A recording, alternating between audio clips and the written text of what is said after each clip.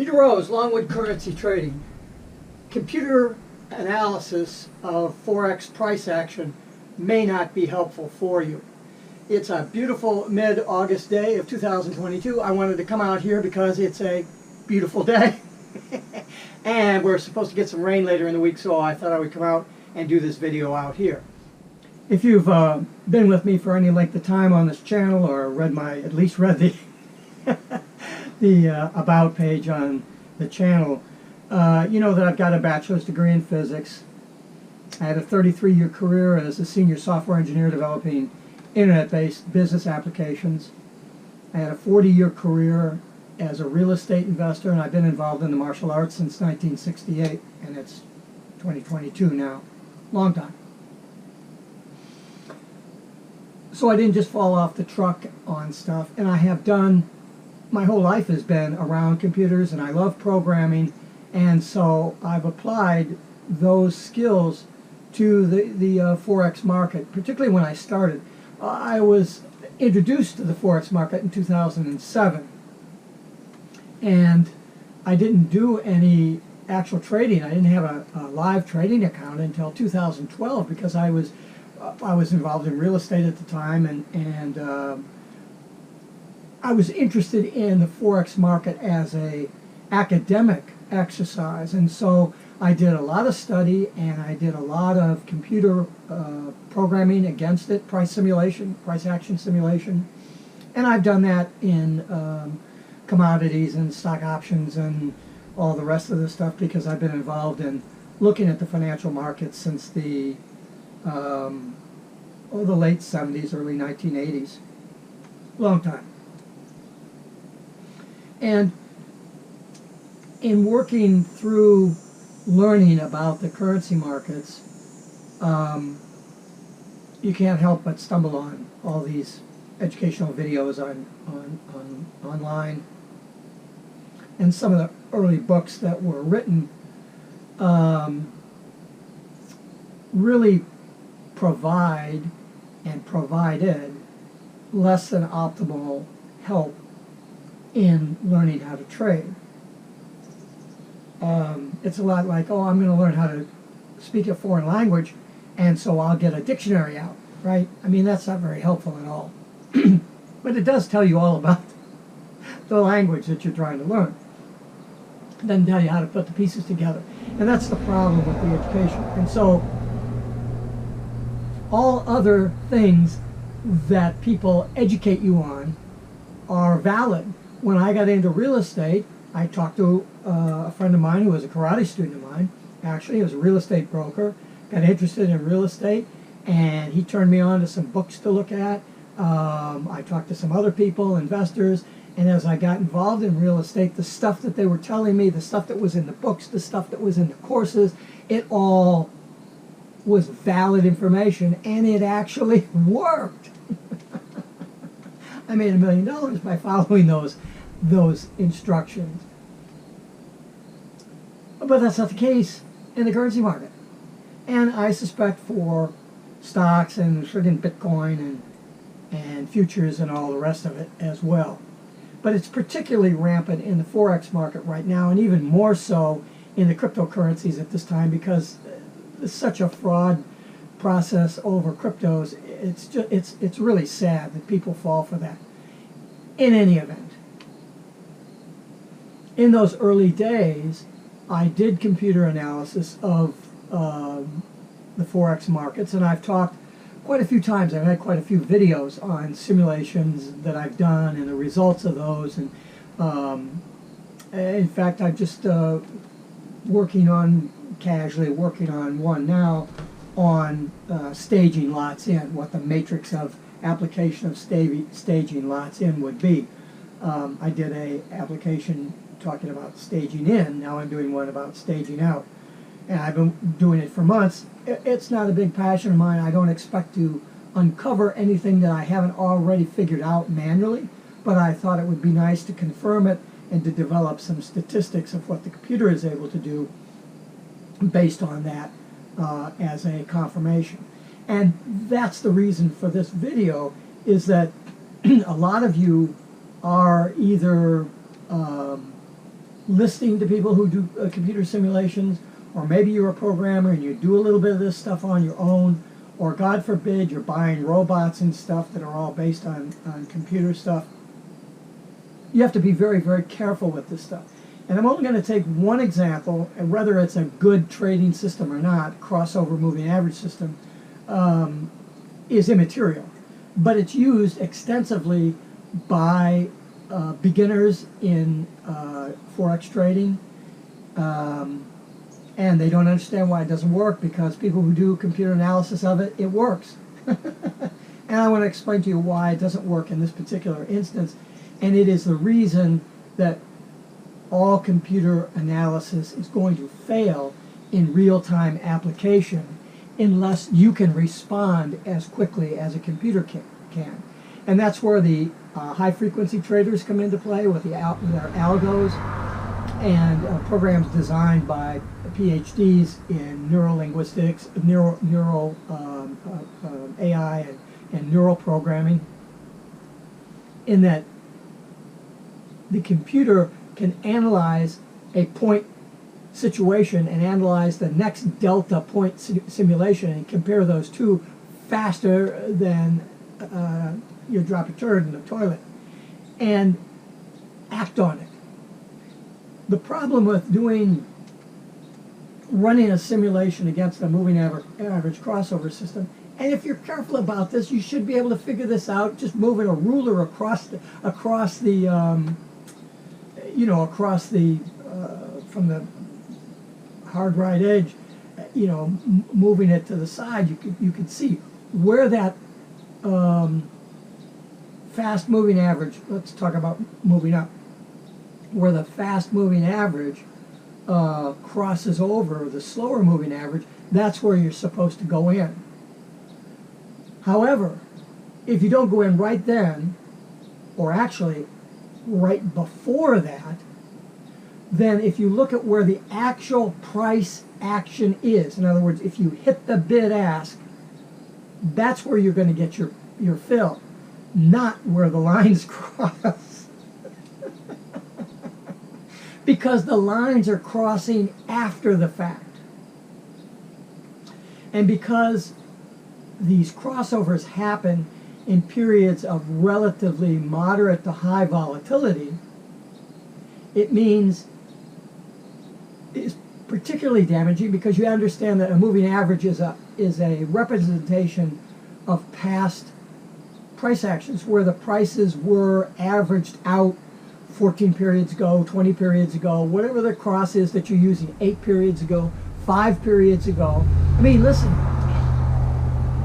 if you're doing a 5 cross 8, the fast moving on a 5 period, on a 5-minute chart, 5 periods is 5 5-minute periods. You're looking at information. That cross is happening not 25 minutes ago, but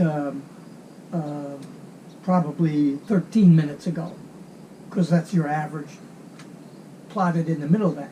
So 13 minutes ago, you're looking at what was happening 13 minutes ago when that crossover happens, which means that the momentum of the candle has already gone and made the move.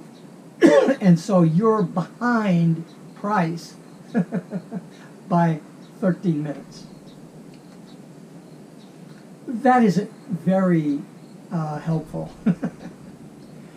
If you don't understand the full ramifications of what I'm talking about, that's okay. Just get your charts up and do I don't know, an 8 cross 21, and look at where it crosses, and put a ruler up there on the page, right where that cross is, and look at where the price is. Look at where your fill would be. Does that make any sense? So that's why the moving average crossover systems don't work. However, they work for a computer, because the computer can be programmed to look back in its action. You can actually move. This is what I did. is I just took the moving averages and I moved them back on the chart. Why would I do that? To find out where the crosses were going to happen. All right, it's a transformation problem that you can do on a computer. It's going to be really hard to do on a a piece of paper, or if you're trying to do it in real time. So all you're trying to do is get some forward hint of what may happen, and it's really hard to do that because of lagging price. And all of the indicators that we have are based on what? Past price action. So they're all lagging. It doesn't matter whether you're talking about a Bollinger Band. I mean, people say, oh, Bollinger Bands, those are better than moving average crossover systems. No, they're not. they're moving averages. Oh, God. If you're going to do computer simulation, you have to do it on the price action itself, which is a much more complex analysis process. And you do have to have some types of indicators to tell you what's going on and when. But if you don't really understand the mathematics of wave action, you're going to be hard-pressed to be able to figure out what that solution set's going to be. I've done that. I've looked at it. It's great. And you know what? For the effort that it takes to go through to program that stuff is not worth it. When you can learn, if somebody's going to be there to teach you the right way, you're going to be able to learn to visualize that. I mean, look, if you're out playing baseball and somebody, or basketball or something, and somebody throws the ball at you, you're looking at the ball coming at you. How do you project where you have to be in order to catch that ball? It's the same thing with trading, right?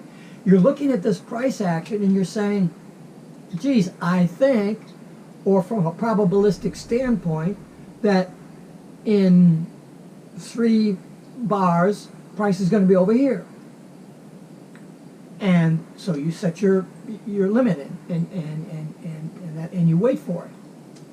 I mean, it's as simple as that. If you can catch a ball, you can trade currencies. Really, it's very simple.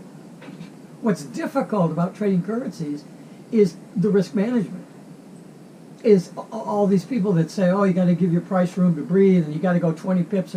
Well, yeah, sometimes I'll give my price 50 pips to breathe.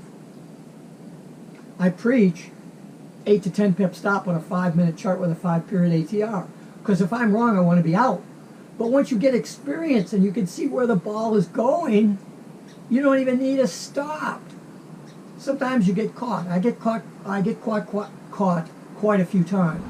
And I have some horrendous losses. And I sit with some horrendous carry trade losses. Because I know how to figure out where the ball is going to go. But I don't know when it's going to get there.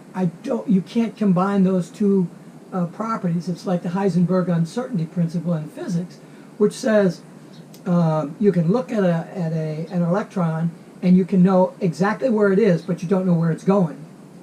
Or you can figure out where it's going, but you don't know where it is.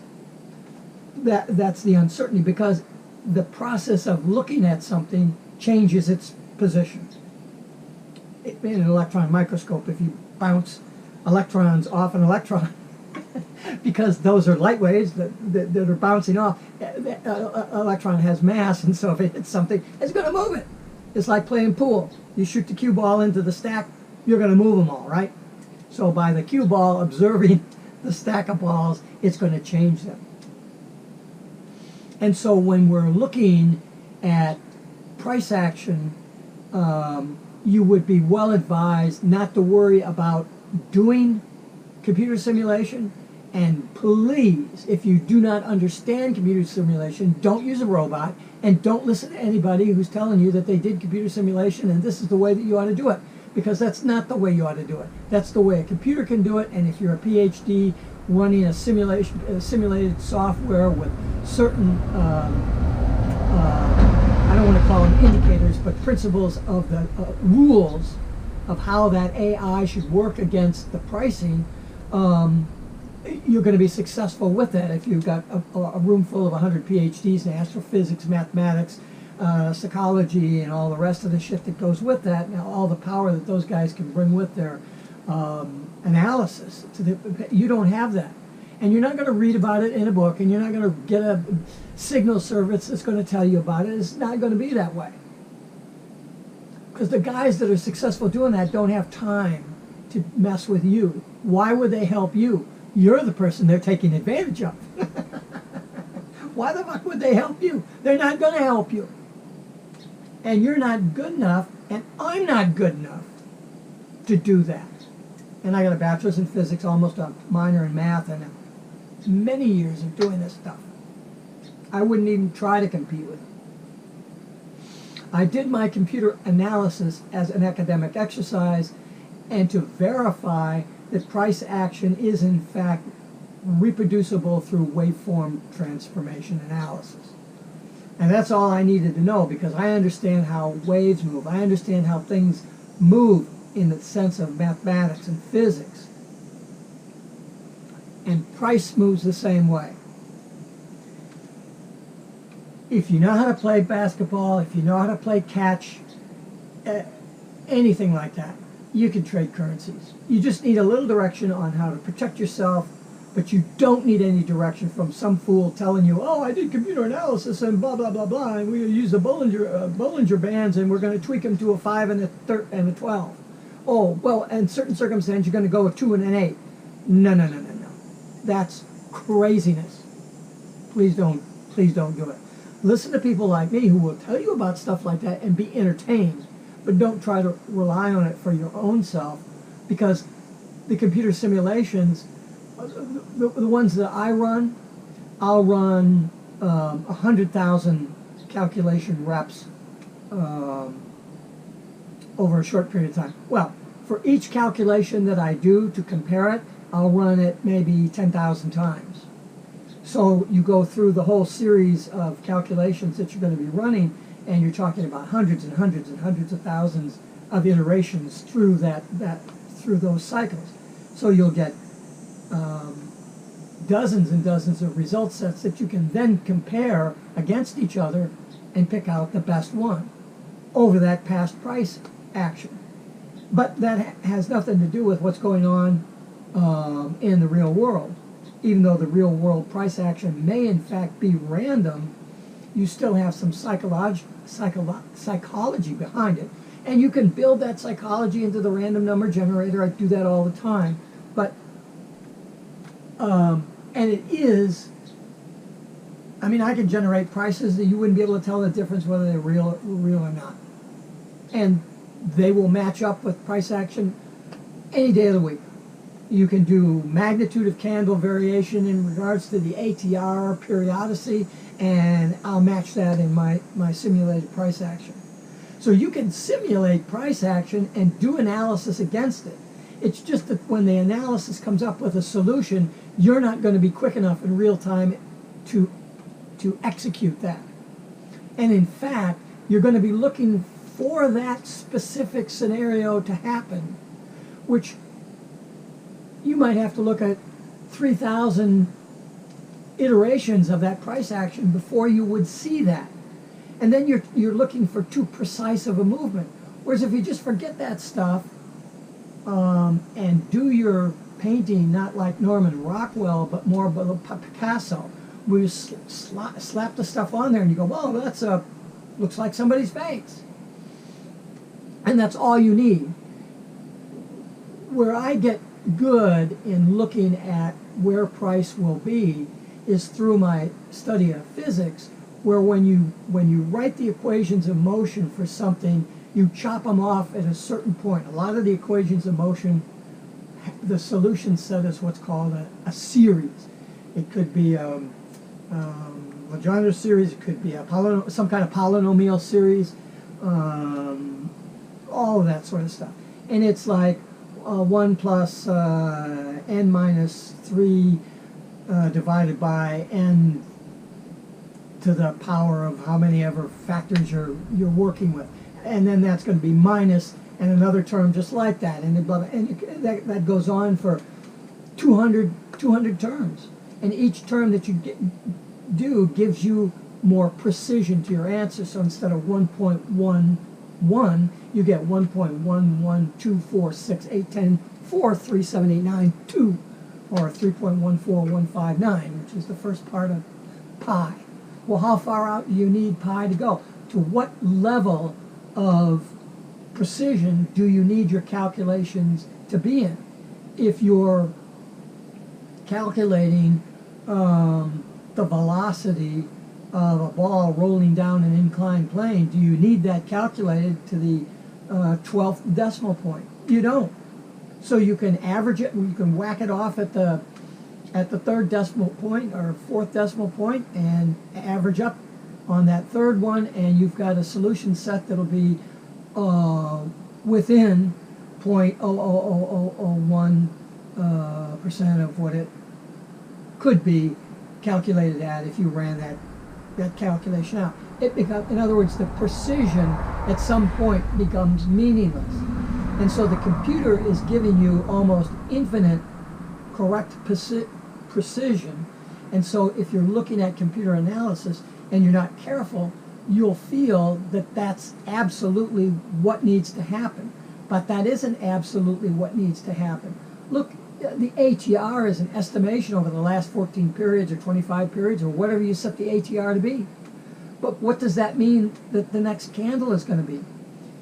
If I'm on a 5-period, 5-minute candle, 5-minute chart with an ATR of 5 pips, what's that next candle going to be? Is it going to be 7 pips? You might want to take a look at that. But that falls within the range of averaging, right? 7 or 8 pips to, I don't know, 2 pips. So your range, I mean, that's an important thing to look at. What is your range? Not necessarily your ATR, but over the 14 periods, what's the range been?